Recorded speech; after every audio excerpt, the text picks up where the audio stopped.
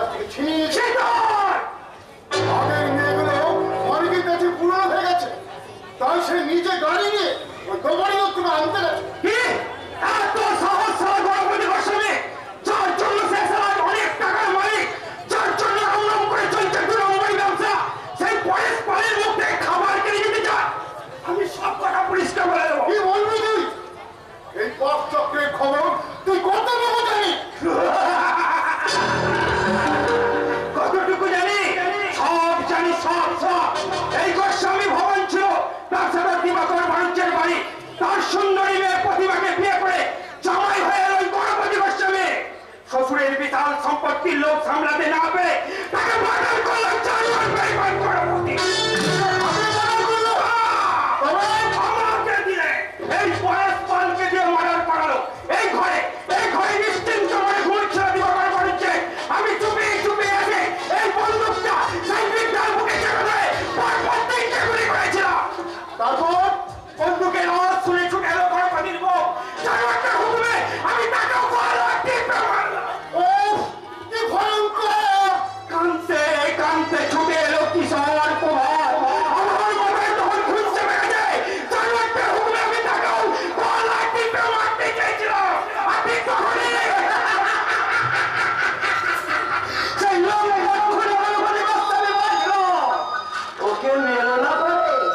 ব্যাংকের টাকা, ইন্স্যুরেন্সের টাকা, শেয়ার মার্কেটের টাকা সব ওই পিতৃহারা নাওয়ালা প্রভাতকে দিয়ে আদায় করে নিতে হবে। আমি সেদিনের কোনো কথা ভুলিনি, আর ভুলিনি বলেই তো ওই জানোয়ারটা আমার উপর অনেক অত্যাচার করেছে। তবু আমি কাগজে সই করিনি। তোমরা জানো ওই গণপতি আমাকে পাগলে সাজিয়ে রেখেছে কেন জানো? এই পাগলের কথা না কেউ বিশ্বাস করবে না। আমি এখানে পাচ্ছি না কেন? কি করে পালাবো? আমি যেখানেই পালিয়ে যাবো ওই জানোয়ার গণপতির যে হাত আছে। কিন্তু আমাকে কেন মারেনি জানো? ওই যে আমি সই না করলে যে টাকা উঠবে না, টাকা। তোমরা সরেছ, আমি না তোমাকে কথা বলছি। এই আমার ভাগ্নি লোপা, ওই কালো নাগিনী লোপাটাকে না তোমরা একদম বিশ্বাস করবে না। ও লম্পট বাপের লম্পট স্বামীকে না যাচ্ছে, দেওরকে না যাচ্ছে। এবার হয়তো দুদিন পরে সাংবাদিক শুভেন্দু মুখার্জিকেও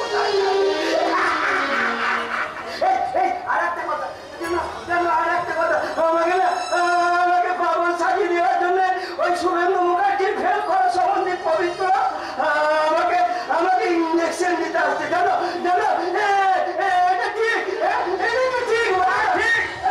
আজকে এসে আপনাকে ইঞ্জেকশন দেবে। আপনি কিন্তু সাবধানে থাকবেন।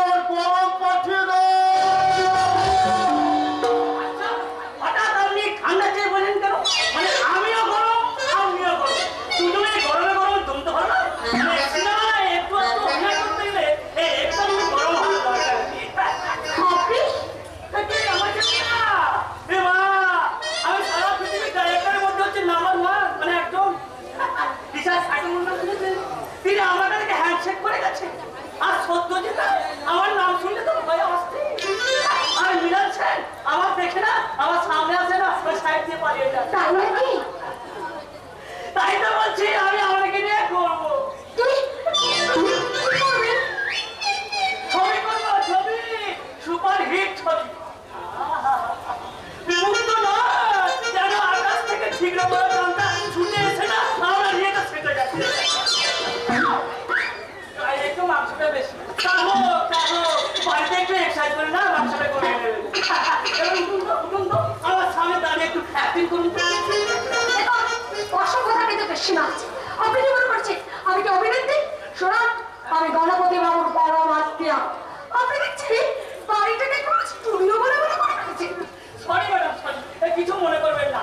আসলে আমি ডাইরেক্টর তো সিনেমার ডাইরেক্টর দিতে না সংসারটা আমার কাছে স্টুডিও হয়ে গেছে। এই জীবন্ত মানুষগুলো না আমার কাছে অটোমেটিক হয়ে গেছে একটা ছবি। সরি ম্যাডাম, কিছু মনে করবেন না। মানে মাধ্যম থেকে অজান্তে যে ঘটনা মনে ঘটে গেল না, কিছু মনে করবেন না।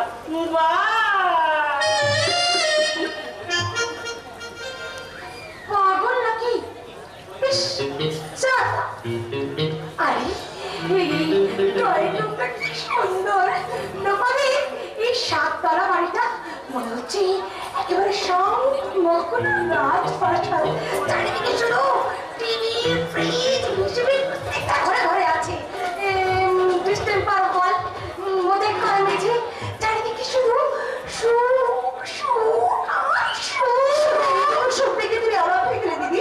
এখন তো সোনা দামি দামি পাথর আমার বাবা ব্যাংকে টাকা দেখোনি। হ্যাঁ সমস্যায় এত সম্পত্তি কি করে করলো রে বাজা? সিনেমা বিজনেস করে একটু আগে তো তোমার ডাইরেক্টরের সঙ্গে পরিচয় হয়েছে, তাই না দিদি? কেন তোমার ভালো লাগছিল না দিদি? আরে বাবা, ছেলেরা না তাহলে মেয়েদের তো মন খারাপ হয় উচিত। তুমি যাই বলো দিদি, এবং ছেলেরা যখন আমার দিকে তাকায় না আমাকে দারুণ লাগে।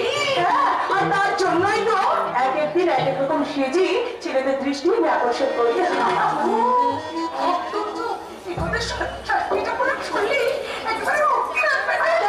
রাখো তো তোমার শাশুড়ি ঠাকুরের কথা। স্বামী আর শাশুড়ির ভয়ে মরলো না। ধরো আপনি সিগারেট খাও। হ্যাঁ, সিগারেট খাওয়া প্র্যাকটিস করো। এরপর তোমাকে শাড়ি ছেড়ে ম্যাক্সি পরতে হবে, দুদিন পর ড্রিঙ্ক করতে হবে। আরে বাবা, এসব শেখানোর জন্যই তো তোমাকে আমারই বাড়িতে নিয়ে এসেছি, তাই না? না না, ধরো।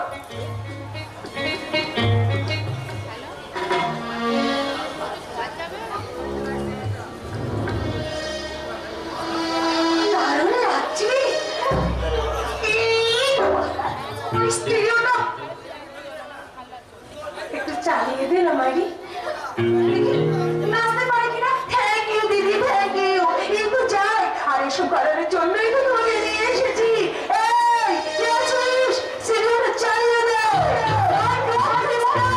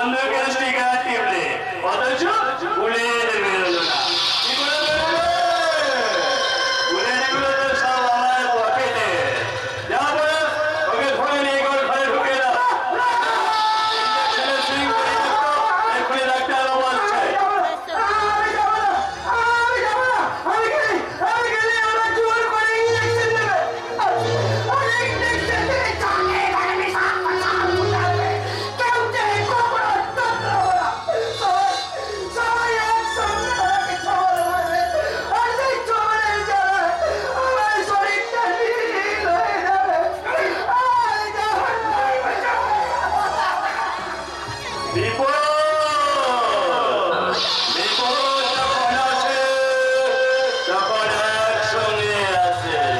মিস নয় না, যখন সোনার বাট পাচার করছিল তখন থানা সেকেন্ড অফিসার জয়ন্ত সেন তাকে দেখে ফেলেছে। পুলিশ হয়তো আমার বাড়ি নিয়ে বুঝতে পারে দিব্যেন্দু ছুটেছে। আমিও গণপতি গোস্বামী জয় গুরু বলে 10 মিনিটের মধ্যেই সব ম্যানেজ করে দেবো। তারপর শোনা এই 16 বছর জয়ন্ত সেনের পর তাকে আমি হৃদয়হীন নিষ্ঠুরের মতো ওই চল্লাদের হাতে তুলে দেব। কারণ ছেড়ে পেয়েছি তাই না আসুন জয়ন্ত বাবু আসুন। জয় গুরু জয় গুরু। ওরে বাইরে কে আছিস? আমার গীতাখানা দিয়ে যা। এবার বলুন আপনি আমার ব্যবসার কি কথা জানতে পেরেছেন জয় গুরু? বলুন, আমি তো ব্রাহ্মণ। ব্রাহ্মণ মানে একবারে গোস্বামী ব্রাহ্মণ। মাছ মাংস এমনকি পেঁয়াজ রসুন পর্যন্ত আমি জীবনে স্পর্শ করি না জয় গুরু। তা এখন যখন নিয়ম মানেন রাতে কি চাপা করেন কেন? আসলে কি জানেন তো স্যার, সারাদিন তো আমি একদম সময় পাই না। এই সারাদিন ভক্তিমূলক ছবির শুটিং এ কেটে যায়। তা আপনি হঠাৎ কি মনে করে? আচ্ছা, আপনার বাড়িতে মিস নাইনা বলে কোনো মেয়ে থাকে? মিস নয়না? না, আমি নামটাও কখনো শুনিনি। সে কি? অথচ আমি তাকে আপনার বাড়ির দরজা পর্যন্ত আসতে দেখেছি। তাহলে আপনি সার্চ করে দেখে নিন আমার বাড়ি।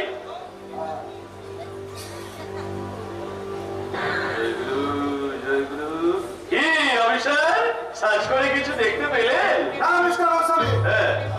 তাহলে কেন কেন আপনি আমাকে না জানিয়ে দিব্যের সমস্যার বাড়ি দিয়ে এসেছেন জয়ন্ত বাবু? স্যার আপনি ছুটিতে আপনার ওই রিপোর্টার দাদা আমাকে থানায় গিয়ে বললেন।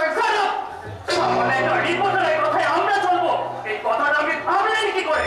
স্যার আজ আপনি নতুন এসেছেন, মনে রাখবেন আমরা এখন জনগণের সেবক নই, জনগণই হলো আমাদের সেবক। যান, আপনি এখন অফিসে যান। ক্ষমা করবেন স্যার, সংসার ভেতরে যে ভূত ঢুকে বসে আছে তা আমার জানা ছিল না। জয়ন্ত বাবু, কিছু মনে করবেন না স্যার, আপনি শুধু একমাত্র পুলিশ অফিসার নন। এই দেশে আরো অনেক পুলিশ অফিসার আছে, অনেক ভালো পুলিশ অফিসার। জয়ন্ত বাবু, ভালো পুলিশ অফিসার ভালো ভালো মানে কি মেসমশাই? ভালো মানে কি বুঝতে পারলেন না বাবাজি? এসো, শোনো, এদিকে আমি বলছি। ভালো মানে হলো টাকা, আর ভালো মানে হলো গাড়ি বাড়ি সুখ শান্তি সব কিছু। আর সব শেষে ভালো মানে কি জানো বাবাজি? ভালো মানে ভালো নারী। টাকা অনেক অনেক অনেক টাকা চাই। টাকা ছাড়া উপভোগের পৃথিবীতে সবই ফাঁকা। জয় গুরু।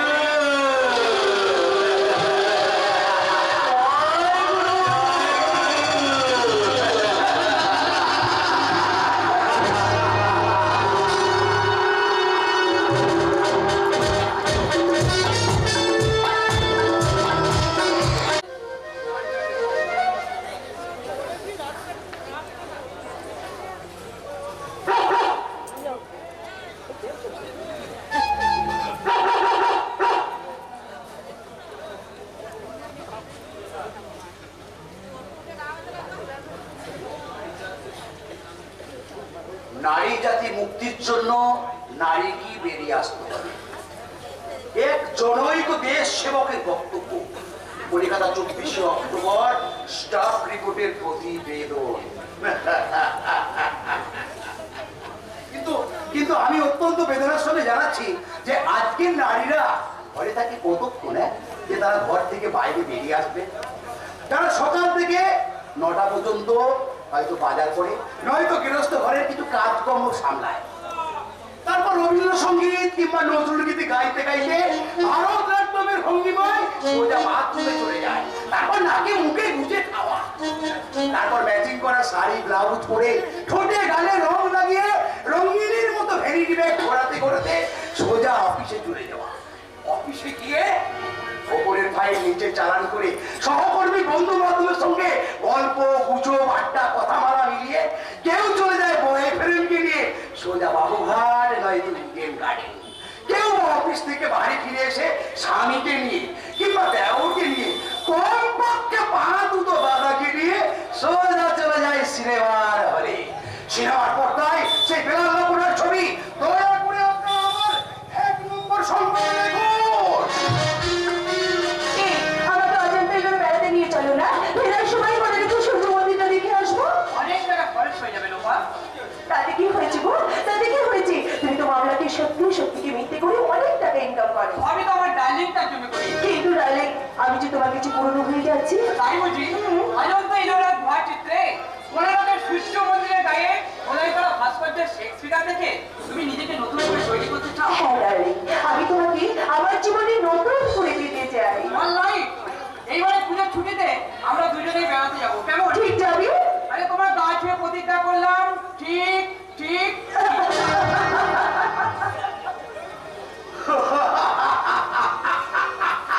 ওরা ওরা পুজোর চুরিতে বেড়াতে যায়, কিন্তু স্বামী স্ত্রী কেউ একসঙ্গে যায় না। স্ত্রীকে মিথ্যা কথা বলে স্বামী চলে যায় অন্য মেয়েকে নিয়ে দার্জিলিং কিংবা মসুরি। সেই হিল স্টেশনে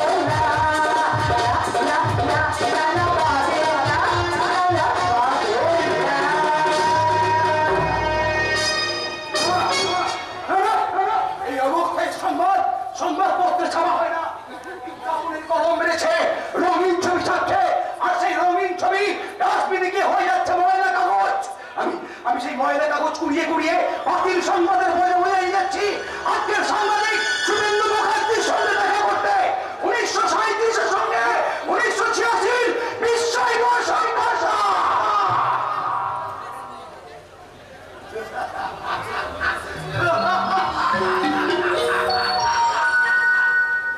কেমন আছো?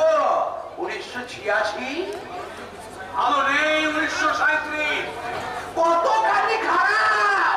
যতখানি খারাপ হলে মানুষের চোখে ঘুম আসে না, মানুষ হাসতে ভুলে যায়, চোখের সামনে অন্যায় হয়ে বোমা হয়ে থাকে, প্রতিবাদ করতে পারে না। প্রতিবাদ কি করে করবে? প্রতিবাদ কি করে করবে?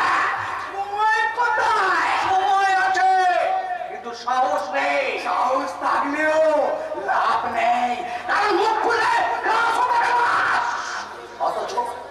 অথচ 1937-এ প্রতিবাদ ছিল, এখন প্রতিবাদ মারা গেছে। 1937-এ মানুষ সত্যি কথা বলতো, বিলাস ছিল না, একান্নবর্তী পরিবার ছিল, ভাই ভাইকে ভালোবাসতো, বাবা ছিল স্বর্গ, মা ছিল পরিয়সী। এখন মানুষ সত্যি কথা বলতে ভুলে গেছে। দেশ জুড়ে চলছে বিলাসের ঘটত, ছোট পরিবার, সুখী পরিবার। এক ভাই রাশিয়া, আর এক ভাই আমেরিকা। ধুতি পরে বাবা আজ প্যান্ট পরছে, শুধু ডুকরে ডুকরে কাঁদছে হতভাগিনী মা। 1986, তুমি কি একবার 1937-এ ফিরে আসতে পারো না? যদি ভারতে এসো, আমি 1937, 1986 জায়গায় গিয়ে সারা দেশ জুড়ে করে তুলি অমানবিকতা, অপসংস্কৃতি, অবক্ষয়ের বিরুদ্ধে ভারত জনান্দোলন।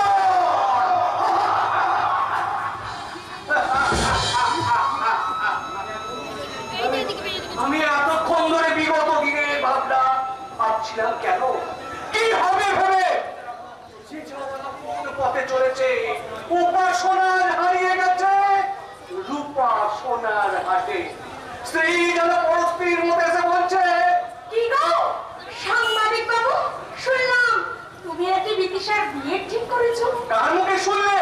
তোমার জায়ের মুখে না তোমার দেওয়ার মুখে? যার মুখেই শুনি, কথাটা তো সত্যি নাকি? আমি কি সত্যি ছাড়া মিথ্যা কথা বলেছি পার্বতী?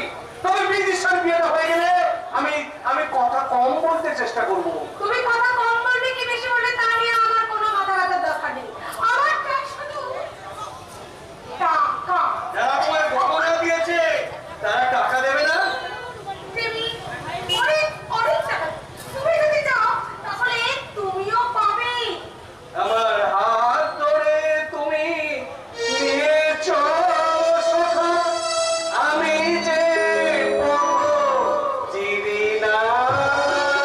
সত্যি তুমি চেনো না? সত্যি যদি তুমি চিনতে তাহলে 2 নম্বরি লোকেদের কাছ থেকে অনেক ঘুষের টাকা নিয়ে তুমি মিথ্যে সংবাদপত্র প্রকাশ করতে পারতে। আর তাই যদি পারতে তাহলে দেখতে ঠাকুরপুর মতো আমাদের অনেক গাড়ি হতো, গাড়ি হতো। আর সেই গাড়িতে চেপে বেড়াতে যাওয়ার জন্য কিংবা বাড়িতে ককটেল পার্টি দেওয়ার জন্য তোমার ঠাকুর বেগমের মতো আমার জীবনে যে অনেক নারী আসতো, ওই সে কথা বলে না। তাতেও আমার কোনো অসুবিধা ছিল না, কারণ তুমি যদি চরিত্রহীন হয়েও অনেক টাকা আমাকে এনে দিতে পারতে তাহলে দেখতে আমি খুব সুখী হতাম। তাহলে তুমি আমার কাছে আমার সংসারে পড়ে আছো কেন? রাস্তায় গুজে সেজে গুজে দাঁড়াও, টাকা নিয়ে আসা খদ্দেরের অভাব হবে না।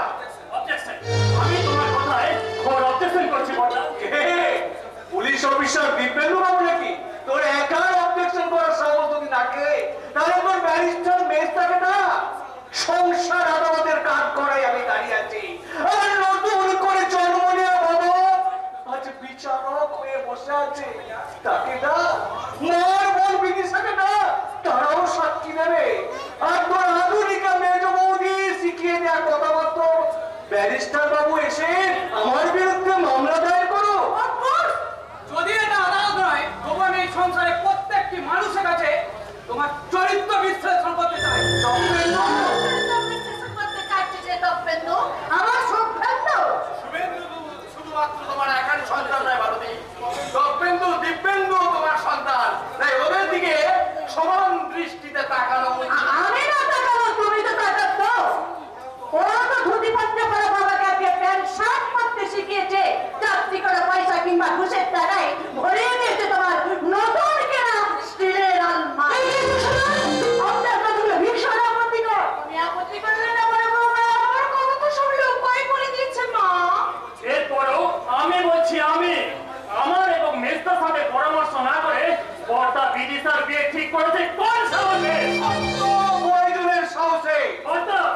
সে আমাদের একমাত্র স্নেহের বোন, তার বিয়ে দেওয়ার সময় হয়ে গেছে।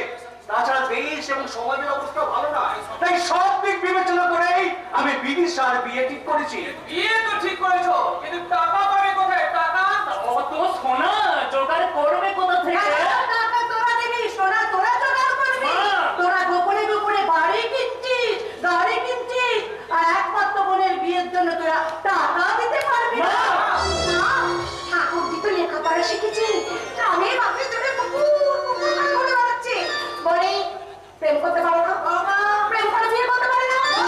হ্যাঁ, আমার কতগুলো পয়সার অভাবে, তবু তুমি তারপরে তো কি প্রেম করেই বিয়ে করেছি। তুমি যদি এ কথা বলতেই পেরেছো বৌমা, তখন আমিও সংকোচের বন্ধ দরজা খুলে মানবিকতার দুয়ারে মুক্ত কণ্ঠে বলতে চাই, সেই জন্যই তোমার জীবন থেকে প্রেম হারিয়ে গেছে, শুকিয়ে কাঠ হয়ে গেছে স্নেহ, প্রীতি, ভালোবাসা। আর বিয়ের আগে থেকে লজ্জা খরচা করে তোমার জীবন থেকে লজ্জাও শেষ হয়ে গেছে। জবাব দিয়ে তোমাকে দিতে হবে বৌমা। বলো, বিয়ের পরেও তোমার এত সাজসজ্জা কেন? কেন তুমি স্বামীকে ভাগ দিয়ে দেওয়ালের সঙ্গে অনেক সময় কাটাও? তুমি যদি উত্তর দিতে না পারো, তোমার দিদিকে বলো উত্তর দেবে। উত্তরটা আমি দিচ্ছি শুভেন্দু। তুই তো তোর মায়ের 7 টাকা দিয়ে কেনা সন্তান, সার মহলার সুখের অন্তঃপুরে তুই ঢুকবি কি করে? ওরা যা করছে তাই করবে, ওরা যা বলছে তাই হবে। বিদিশার বিয়ে এখন হবে না, ওরা সবে মাত্র সংসারে করছে। ওরা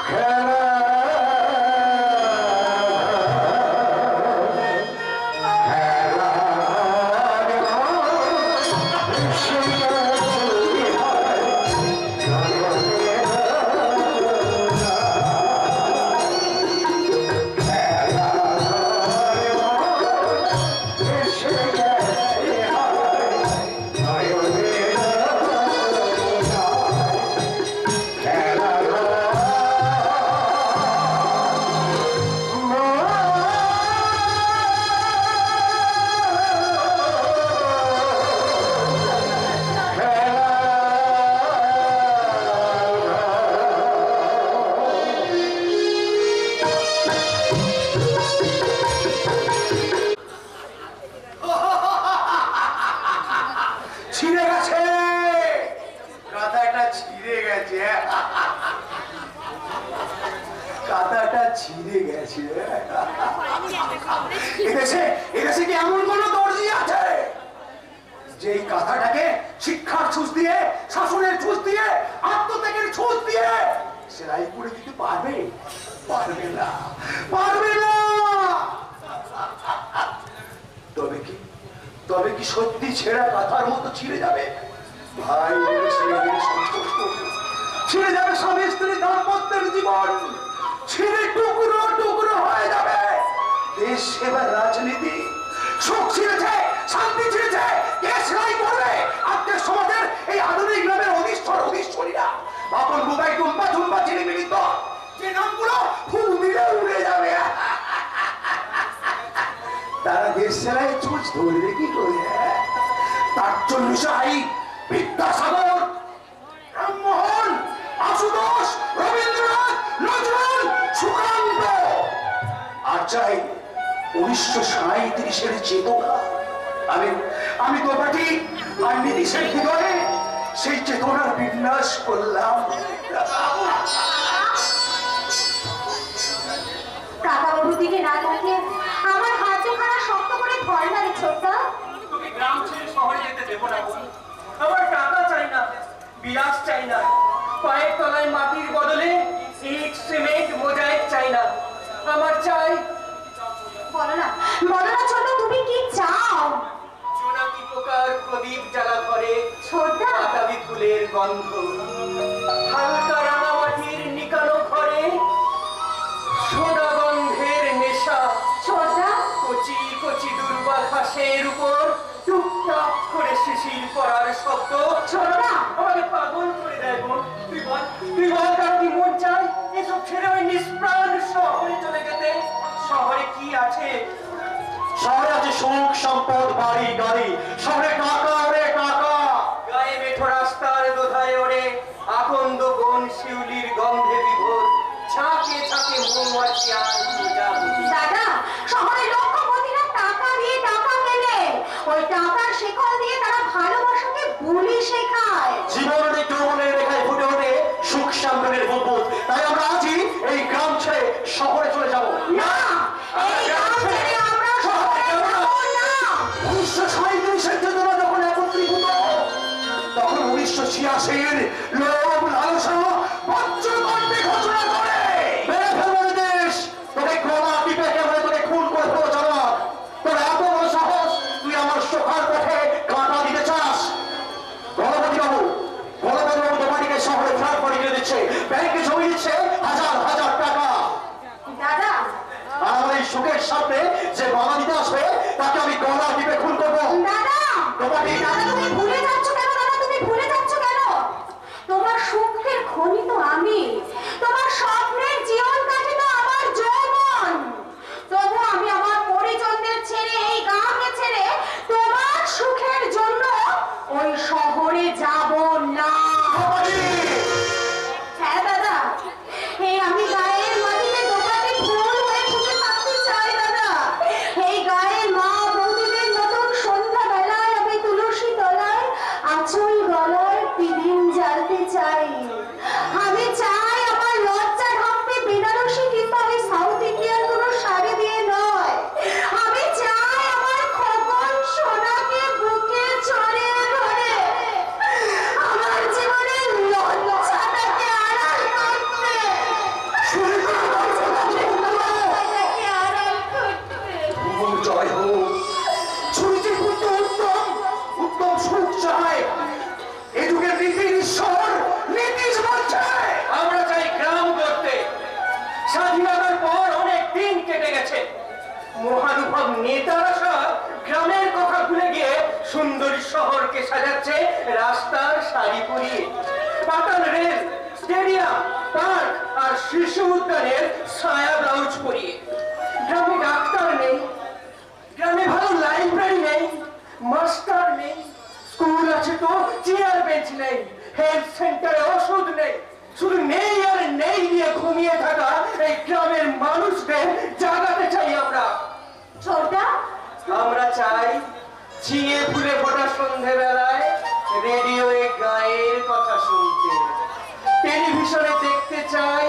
গ্রামের অন্ধকার ছবি, চিনতে চাই ওই সুৎখর মহাজনদের, বুঝতে চাই পঞ্চায়েত কি, কেমন করে গরু ছাগলের মতো বেঁচে আছে এই গ্রামের নিরন্ন কঙ্কাল সার মানুষের। কার কথা শুনে তুই গ্রামে থাকতে চাইছিস রে শালা? তুমি বা কার কথা শুনে ওই শহরে যেতে চাইছো? আমার পার্টি আমাকে যেতে বলছে। আমার পার্টি আমাকে গ্রামে থাকতে বলছে। তোর পার্টি আমি মানি না। আমিও তোমার পার্টি মানি না। তবে বেঈমান, খুব সাবধান। লাগ ভেলকি লাগ, রাজনীতি নিয়ে লড়াই করছে দুই ভাই। দাদা তুমি কোন নীতিকে দুর্নীতির সঙ্গে লড়াই করতে চাইছো? কেন তুমি ছোট্টার গায়ে হাত তুলতে চাইছো বলো? তুমি একদম ছোট্টার গায়ে হাত তুলবে না। খুন করে ফেলবো, একেবারে রক্ত গঙ্গা বইয়ে দেবো। গণপতি বাবুর গাড়ি এসে দাঁড়িয়ে আছে, মালপত্র সব রোড হয়ে গেছে। আর তোরা যদি আমার সঙ্গে শহরে যেতে না চাস, তাহলে তোমাদেরকে আমি গলা টিপে খুন করবো। তার আগে তুমিও লাশ হয়ে যাবে বটা। তাহলে দেখাই যা আজকে লাশ হয়েছে।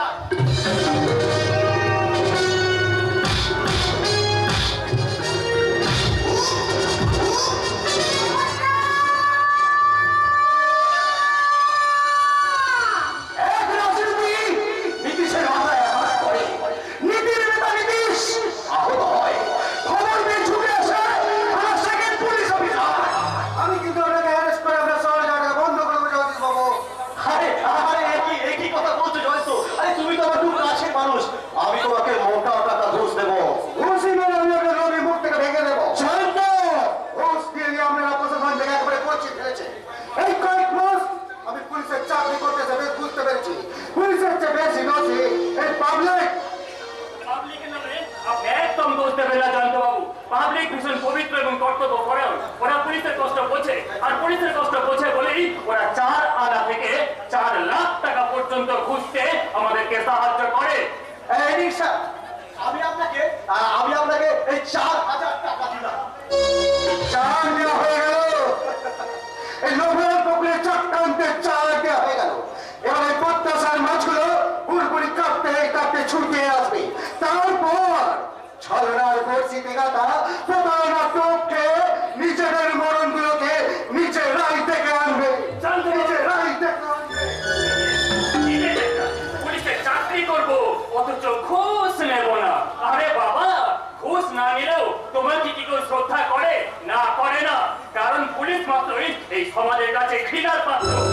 আমার বাবা সাফ কথা, ঘৃণা যখন পাবো তখন আমি আমার এই 2 পকেটে ভরে নেব মুঠো মুঠো ঘুষের টাকা, মুঠো মুঠো ঘুষের টাকা। পুলিশ ঘুষ নিয়ে তার মহান কর্তব্য পালন করে যায়। মুমূর্ষনীতি মুখ থুবড়ে পড়ে থাকে। 1937-এর চেতনার মৃত্যু হয়।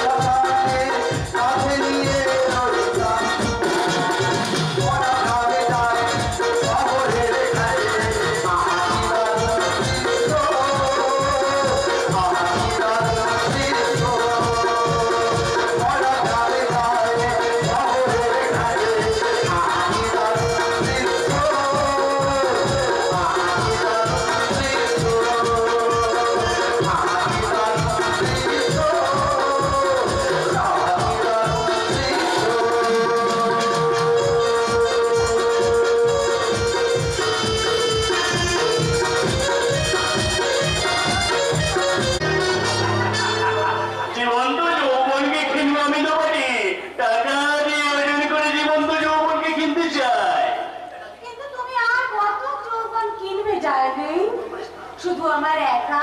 না, তোমার মতো আরো যে সমস্ত মেয়েরা আমার এই ভক্তিমূলক ছবি নায়িকা হওয়ার বাসনায় আমার এই স্টুডিওতে ছুটে এসেছে তাদের।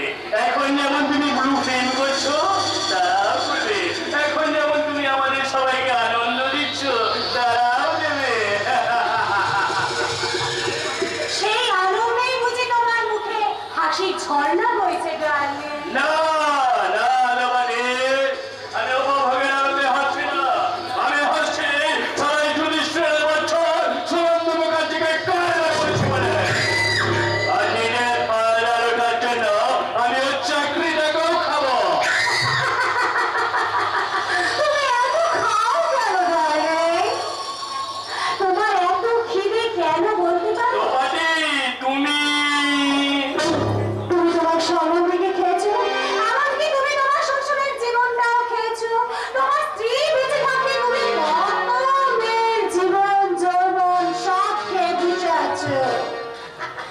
এত খেয়েও তোমার খিদে কেন মেটে না গালে? না, মেনে না। তাছাড়া আমি তো কবি এমনি খাইনি, যার যা খেয়েছে তার দাম মিলিয়ে দিয়েছি। এই তোমাকে যেমন গ্রামের বাড়ি থেকে তুলে এনে এই শহরে কাজ কিনে দিয়েছি। কিন্তু আমি তো ফ্ল্যাট চাইনি গালে। আমি এই সমাজের কাছে চেয়েছিলাম একটু স্মৃতিশীল। আর তোমার কাছে চেয়েছিলাম ভদ্রভাবে বেঁচে থাকার জন্য সামান্য একটা চাকরি। যে জীবন তুমি ভক্তি না করে ফেলে এসেছ সে জীবন নিয়ে স্বপ্ন দেখাও তোমার অপরাধ। তাহলে একদম ঠিক বলতে পারি। তাহলে আমি এখন কিসের স্বপ্ন দেখবো গালে? টাকা টাকায় স্বপ্ন দেখবে, টাকাই তোমার ধ্যান, ভগবান সব কিছু। শোনো তোমাকে, তুমি যদি জীবনে অনেক অনেক টাকা রোজগার করতে চাও তাহলে তুমি তোমার এই রূপে যৌবনে শ্যাম্পে খাইয়ে ওই পাগলা পোহাকে ভরে রাখবে। তাকে দিয়ে না তুমি আবার ওই জরুরি সরকারি ফাইলগুলো তৈরি করে নিবে। আমি জানি তুমি পারবে, তাই তো তোমাকে আমি এত ভালোবাসি। শুধু ভালোবাসি না, তোমাকে আমি ভীষণ বিশ্বাস করি। সত্যি? তাহলে তুমি কিচ্ছু চিন্তা করো না গালে। ওই পাগলা প্রভাতকে দিয়ে না আমি সমস্ত তোমার জরুরি কাগজে একেবারে সই করিয়ে রাখবো। আর বিনিময়ে আমি তোমাকে টাকা দেব, গয়না দেব, আর দেব আমার মন ভরা ভালোবাসা। ভালোবাসা। গণপতি গোস্বামী, তোমার শুকনো মনে ভালোবাসা কোথায় আছে? আছে মিশ্রঙ্গিনী আছে, ওই ভয়ঙ্কর জানোয়ারটার মুখে ক্ষুধার সাহারা জমে আছে। আজরা আজরা টাকার রক্ত, মনে মুক্ত রক্ত পান না করলে ওই যে পিপাসা মিটবে না। আমি এসেছি অন্যায় অবিচারের বন্ধ দরজা ভেঙে লোভের কষাই খাড়ায়। এখানে ছলনার ছল চালানো খাতিকে মিথ্যের দড়ি দিয়ে ঝুলিয়ে লোভের ছুরি দিয়ে কেটে কুচি করে লালসার দাড়ি পাল্লায় কেমন করে মাপা হচ্ছে। শুধু দেখবে নাকি নন্দন কাননের সুখ উপভোগ করবে? সুখের স্বর্গে আমার যে প্রবেশ নিষেধ গো। কারণ ইচ্ছা ছাড়া সুখ আমার দেহ মনে সব পচন ধরিয়ে দিয়েছে। তোমার এই পছন্দ নেওয়া মনটাকে আমি আমার ভালোবাসার প্রলেপ দিয়ে আমার চাঙ্গা করে দেবো। তুমি পারবে? আরে পারবো না মানে না কি? আমাদের মতো মেয়েদের কাছে না পারার মতন তো কোনো কাজ নেই। আমার সঙ্গে এসো। কোথায়? আমার ঘরে। কেন আমি তোমার বাড়িতে যাবো কেন? মারে মনে চিকিৎসা করতে গেলে একটু নির্জন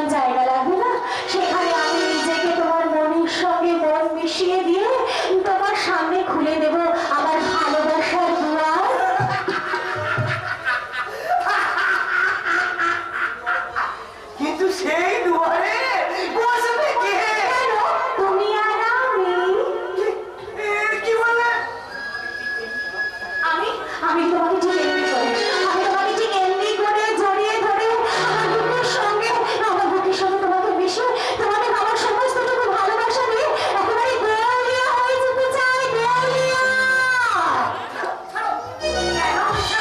কেন আমাকে তোমার ভালো লাগছে না? কি করে ভালো লাগবে? আমি তো তোমার দিকে ভালো করে তাকিয়ে দেখি। কেন?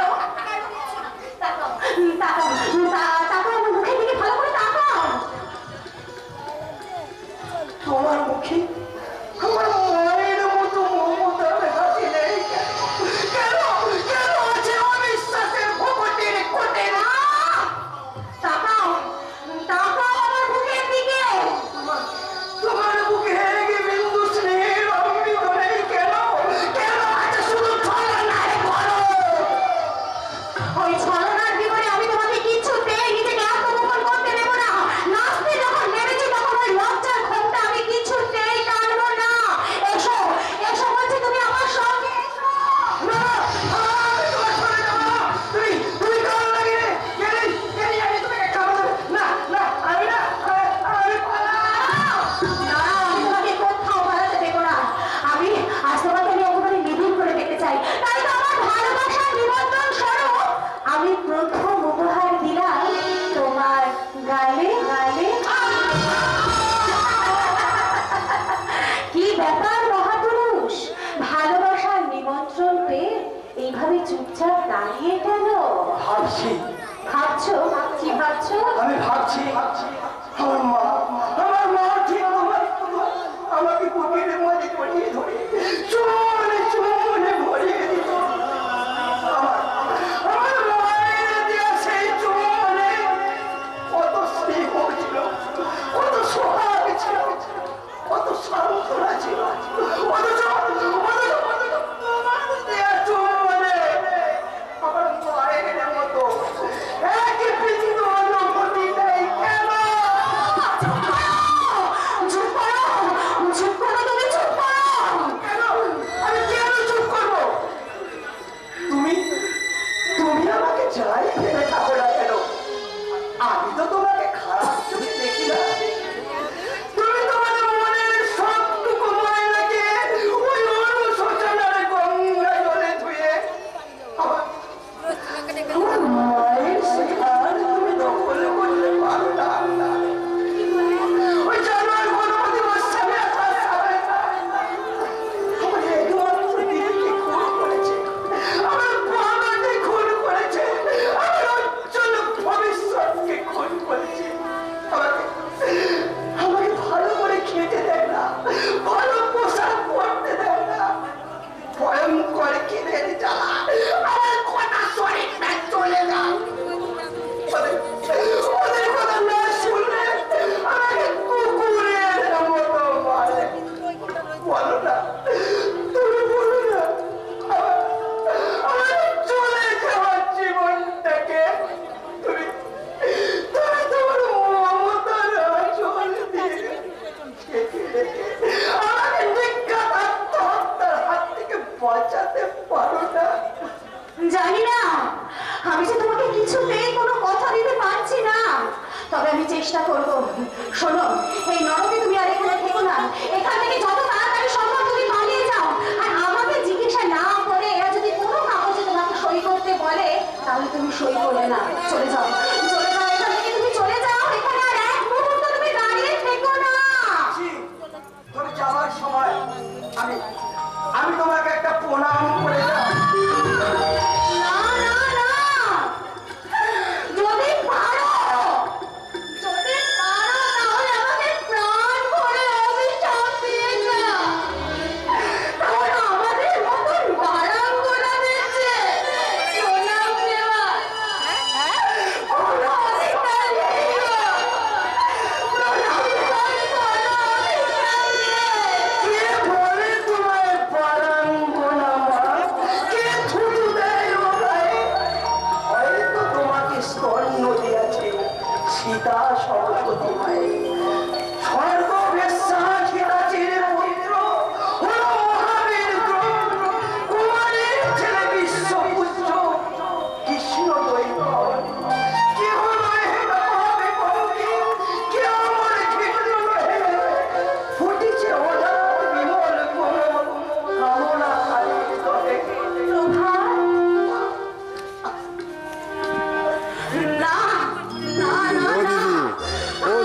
তাড়াতাড়ি আসুন। আমাকে তুমি ভক্তি সিংহাসনে বসিও না। অত ভক্তি অত শ্রদ্ধার যে আমি যোগ্য নই। আমি নষ্টা, আমি ভ্রষ্টা, আমি যে ক্রিমির থেকে অধম।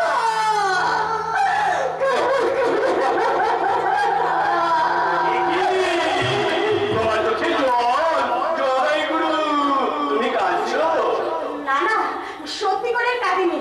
ওই কান্নার অভিনয় করে ওই প্রভাতকে দিয়ে তোমার সমস্ত কাগজে সই করিয়ে নিচ্ছিলাম। তোমার কি তাহলে? রাজি তো হবে, শুধু শুধু সময় কয়েকটা দিনের। ঠিক আছে, ঠিক আছে। আচ্ছা আচ্ছা, তুমি এখানে বসে একা একা একটু মন্ত্রযোগ করো, ততক্ষণ আমি ভেতর থেকে একটু আসছি।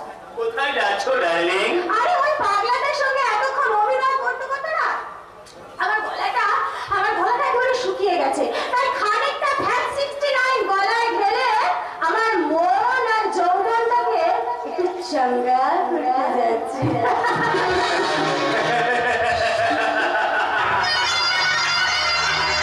আমার টোটাল মেশিনারে ওই দোকানে অনেকে ওই পয়সা যখনই আটকে যায় আমি ওদের লোভের তেল দিই। এটা আমার business রে। আরে business আমি আরো ফলাও করে চালাতে চাই।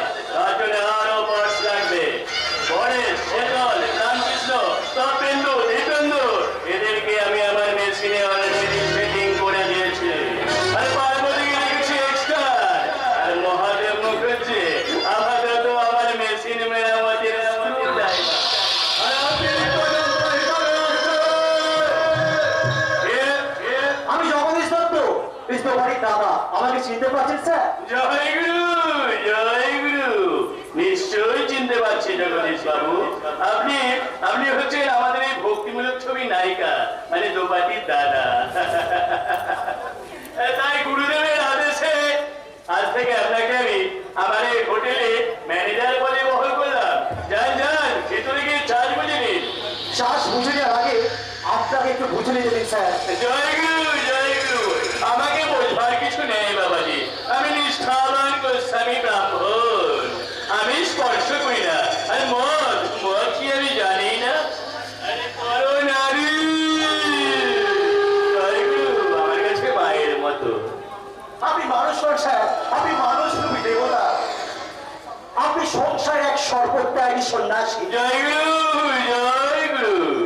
আপনার ভক্তি থেকে আমি আমার বোনকে আপনাকে দিয়েছি, নিজেকে দিয়েছি, আর সঙ্গে করে নিয়ে এসেছি আমার ভাই আর স্ত্রীকে।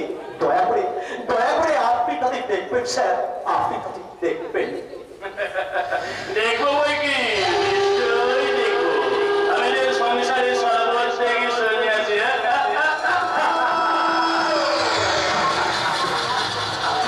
মাছ, মাংস, মদ, ওই মেয়ে মানুষরা আমার একটা দিনও কাটে না। গরু কোথাকারা। ওর বউটাকে না আমি দূর থেকে এক নজরে দেখেছি। ওটাকেও না দারুণ দেখতে।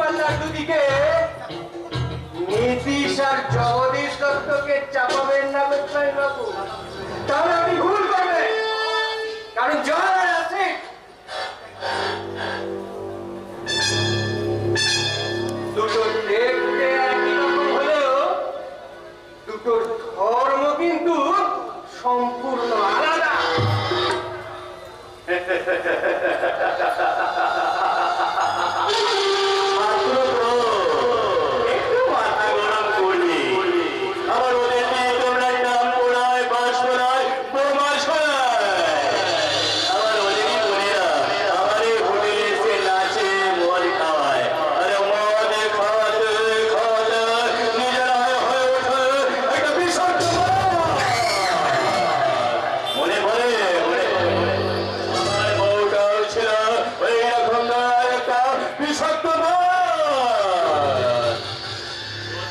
ধরতে গেলে তার হাত ফসকে পড়ে যেত। তাই আমি পুলিশকে দিয়ে সেই বোতলটাকে আছড়ে টুকরো টুকরো করে ভেঙে ভেঙে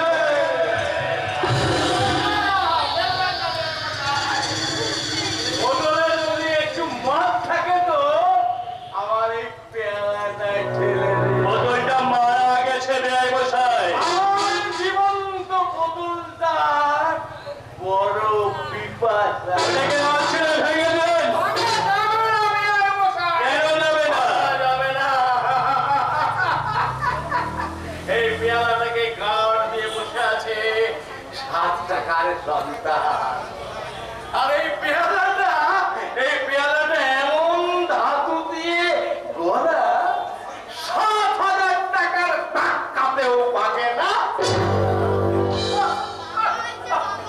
আর 7 লক্ষ টাকা আগুনেও গলে না।